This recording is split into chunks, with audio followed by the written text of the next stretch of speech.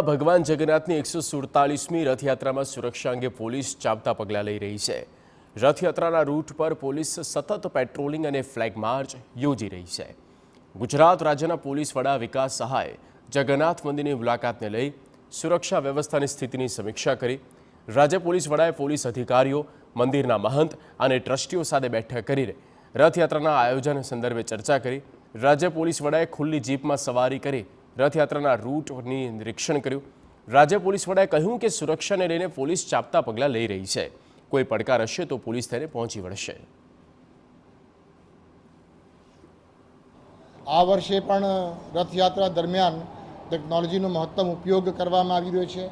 આપણે સીસીટીવી કેમેરાઝની વાત કરીએ, આપણે ડ્રોનની વાત કરીએ, જીપીએસની વાત કરીએ, એ તમામ બાબતોમાં અમદાવાદ શહેર પોલીસ તરફથી સંપૂર્ણ તૈયારી કરવામાં આવી છે।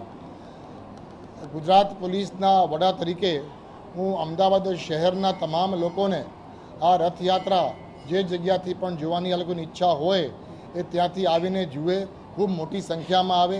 ખૂબ સારો માહોલ છે અને અમદાવાદ શહેર પોલીસથી ખૂબ સારી વ્યવસ્થાઓ કરવામાં આવી છે।